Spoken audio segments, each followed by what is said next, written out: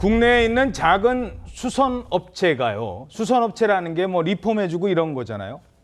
명품으로 알려진 기업 루이비통과 법정 싸움을 벌였답니다.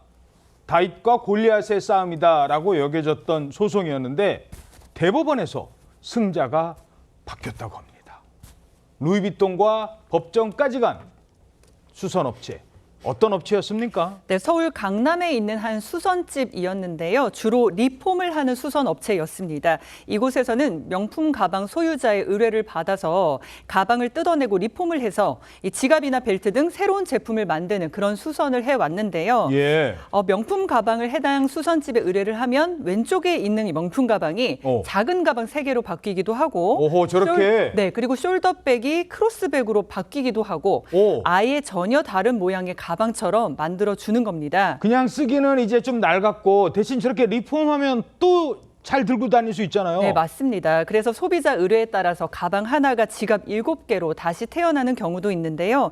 이 해당 수선집은 2017년부터 21년까지 루이비통 가방을 리폼해주고 수선비 명목으로 제품 1개당 10만 원에서 70만 원 정도를 받아왔다고 합니다. 저렇게 왼쪽 가방 하나가 오른쪽에 있는 작은 가방 2개, 저렇게 또 다른 모양의 예쁜 다른 가방으로 좋네. 비싸게 샀는데 그래도 내가 쓸 만큼은 써야죠. 그런데요, 이를 알게 된 루이비통 측에서 아니 우리 루이비통을 이렇게 만들어 소송을 제기했다고요? 네, 지난 2022년에 프랑스의 대기업 루이비통이 리폼 제품에 우리 로고가 박혀 있어서 상표권을 침해했다 라면서 해당 수선집을 상대로 소송을 낸 겁니다. 루이비통 입장은 우리 상표가 찍힌 가방을 해체해서 새로운 가방과 지갑 등을 제작한 것이므로 상표권 침해다라는 입장인데, 그러면서 루이비통은 해당 수선집을 상대로 손해배상 소송을 제기했습니다. 루이비통이 명품 중에 명품으로 불리면서 세계적인 우리로 치면 재벌 기업에 해당하는 엄청난 대기업이거든요. 그런 큰 국제적인 기업이 한국의 작은 수선집을 상대로 소송을 제기했다고 하니까 크게 주목을 받았습니다. 예. 자, 명품 기업으로부터 소송을 당한 해당 수선업체 사장님 이렇게 주장했습니다. 루이비통 측에서 소송을 건 게 좀 상식적이지 않은 일이다 이렇게 판단을 했어요. 어머니 옷 리폼해서 딸에게 입히는 거 이것도 안 되는 거야? 왜 루이비통만 안 되는 거야?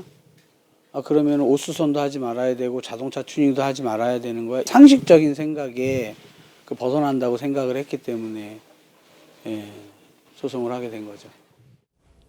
그렇죠. 뭐 비싼 옷도 이거 좀 수선해서 입기도 하잖아요.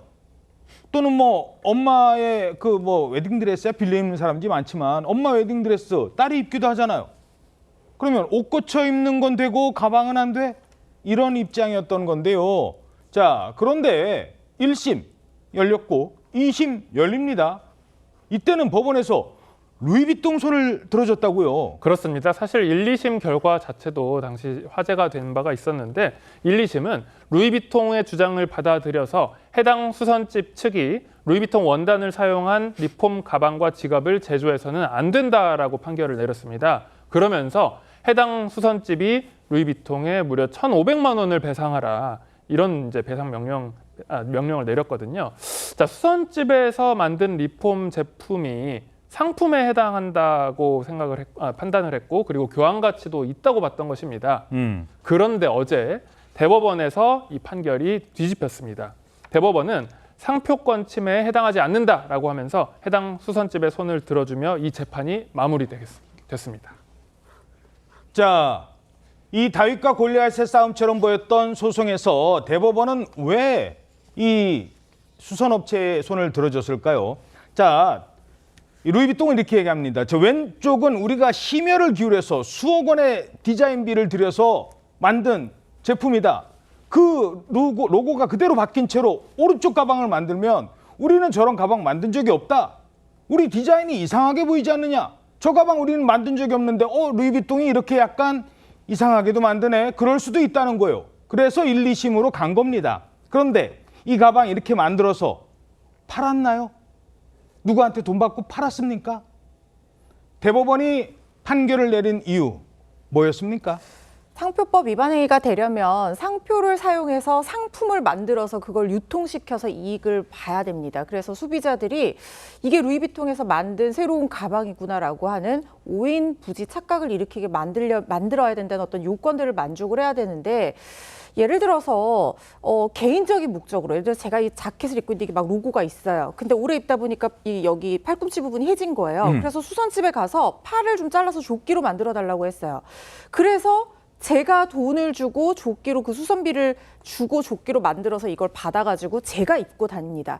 그렇다고 하면 이거는 유통에 해당한다고도 보기 어렵고, 그렇지. 개인적 목적으로 사용을 했기 때문에 이 리폼 업자가 자기가 주도적으로 자기의 업을 위해서 목적이라든가 디자인이라든가 개수라든가 이런 것들을 최종적으로 의사결정을 해서 여러 개를 생산해서 유통한다거나 이것과는 좀 달리 봐야 된다는 것이거든요. 부탁한 대로 만들어준 거잖아요. 그게 굉장히 중요한 표지인 게, 일단 대법원에서 여러 가지 조건을 지금 제시를 하고 있는데, 리폼 행위가 무조건 다 상표권 침해가 아니다라고 생각하시면 안 됩니다. 리폼 행위 중에서도 개인적인 목적을 가지고 어느 정도로 어떤 디자인으로 얼마만큼 바꿀 것인지를 최종적으로 의사결정하는 주체가 그 리폼을 의뢰한 사람이고, 그 사람이 자기가 수선비만 내고 돌려받아서 개인적으로 사용을 했다라고 하면 이걸 가지고 그 리폼 업자를 상표권 침해의 주체로 봐서 이게 상품이고 그걸 다시 만들어서 유통시켰다라고 보기는 어렵다라고 판단을 한 사안입니다. 그러니까